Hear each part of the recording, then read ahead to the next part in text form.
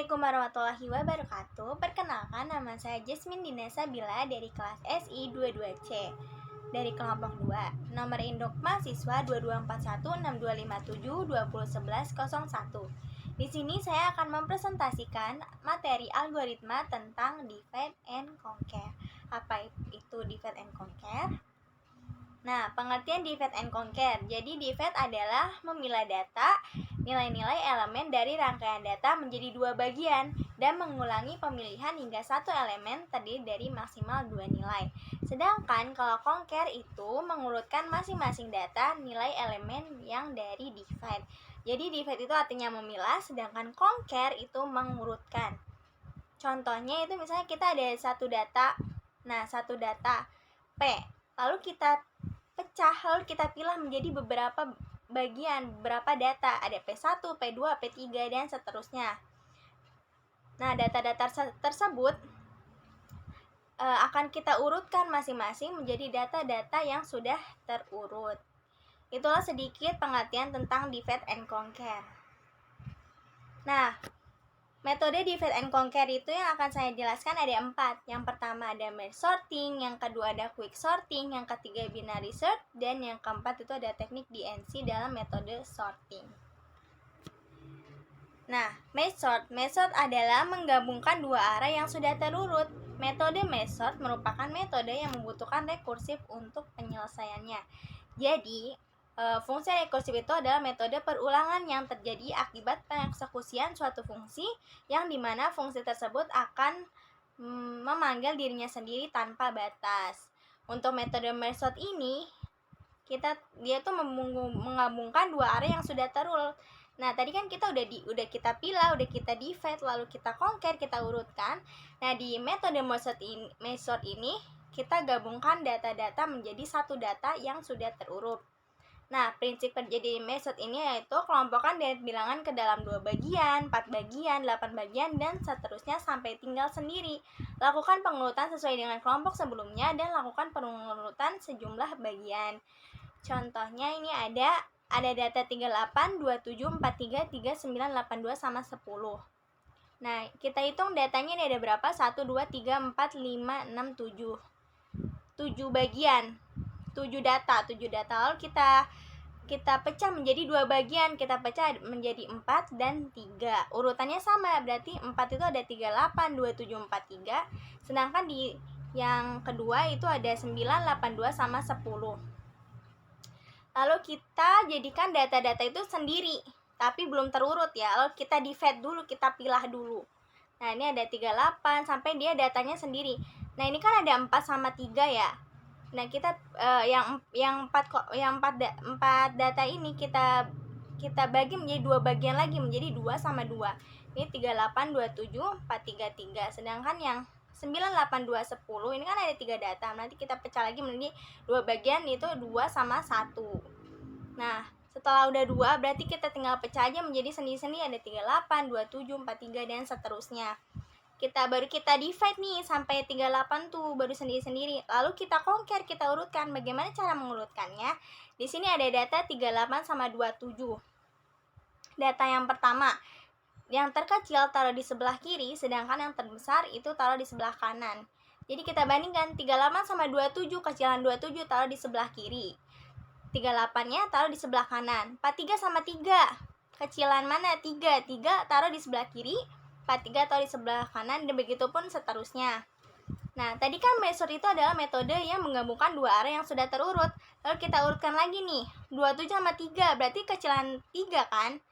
3 taruh di sebelah kiri, 27 taruh di sebelah kanan. 38 sama 43, kecilan 38 taruh di sebelah kiri, dan 43 taruh di sebelah kanan, begitu pun seterusnya. Nah, ini kan dua array yang sudah terurut ya, kita satukan lagi menjadi satu data yang terurut. Kita jadikan satu data, jadi ada 3 sama 9, bandingkan lagi 3 sama 9, kecilan 3 taruh 3 di sebelah kiri, 9 di sebelah kanan. 27 sama 10, kecilan 10 di kiri, nah 27 di sebelah kanan, begitu pun seterusnya. Oke, next ini ada metode quick sort. Jadi quick sort itu merupakan algoritma untuk mengurutkan data dengan pendekatan rekursif. Proses pengurutan dilakukan dengan memecah kumpulan data menjadi dua bagian berdasarkan nilai pivot yang dipilih. Jadi apa itu pivot? Jadi pivot adalah nilai pembanding untuk membandingkan apakah data tersebut lebih kecil atau lebih besar gitu. Oke, next di sini ada contoh dari quicksort. Kita mempunyai data 12, 35, 9, 11, 3, 17, 23, 15, 31, dan 20. Nah, nilai pivot adalah nilai pembanding. Nilai pembanding di quicksort ini adalah angka yang paling depan di sebelah kiri. Yang paling sebelah kiri ada 12. Nah, 12 ini menjadikan angka itu sebagai pivotnya, nilai pembanding dari angka-angka yang lain. Misalnya kita 35 nih, 35 lebih besar daripada 12, berarti kita taruh di sebelah kanan. 9 lebih kecil daripada 12, taruh di sebelah kiri, begitupun seterusnya. Sampai datanya terurut, tapi kalau di metode quicksort ini, dia tuh datanya sendiri-sendiri ya. Tapi yang sudah terurut. Nah, misal di sini ada 3, 9, 11. Nah, 3 itu menjadi 3, 9, 11 itu dia itu udah terpisah, makanya nggak perlu kita pilah lagi. Sedangkan kalau ini kan 35, 17, 23 itu tuh banyak data. Nah, 35 itu sebagai pivotnya, nilai pembandingnya. 17 lebih kecil taruh sebelah kanan. 23 lebih kecil 17 lebih kecil taruh di sebelah kiri. 23 lebih kecil taruh di sebelah kiri, begitupun seterusnya sampai datanya menjadi terurut. Jadi ingat ya, metode itu menggabungkan dua arah yang sudah terurut, sedangkan kalau quicksort itu metodenya menggunakan pivot, nilai pembandingnya yaitu data yang ada di depannya. Oke, next di sini ada binary search. Jadi binary search adalah algoritma pencarian untuk data yang sudah terurut. Jadi pencarian dilakukan dengan cara menebak apakah data yang dicari berada di tengah-tengah data, kemudian membandingkan data yang dicari dengan data yang ada di tengah. Bila data yang di tengah sama dengan data yang dicari, berarti data ditemukan. Jadi binary search ini adalah kalau kita mencari data angka 23 nih. Nah, di dalam algoritma binary search, dia itu pengeksekusiannya itu mencari nilai tengah. Maka nilai tengah itulah menjadi datanya sudah ditemukan prosesnya. Nah, untuk mencari algoritma binary search ini, kalau low sama dengan 1, high sama dengan n. Ketika low kurang dari sama dengan high, maka kerjakan nomor 3. Jika tidak, kerjakan langkah nomor 7. Tentukan nilai tengah dengan rumus low tambah high bagi 2. Jadi untuk mencari nilai tengah, itu rumusnya low tambah high dibagi 2. Jika x ini data yang dicari ya. Jika x kurang dari middle, maka high sama dengan middle dikurang 1 dan seterusnya. Oke, di sini ada contoh. Ada contoh dari binary search. Di sini kita punya data 2, 5, 8, 12, 16, 23, 38, 56, 72, dan 91. Di tabelnya udah disuruh kita mencari data search 23. Berarti kita harus mencari data angka 23. Bagaimana cara algoritma binary search ini?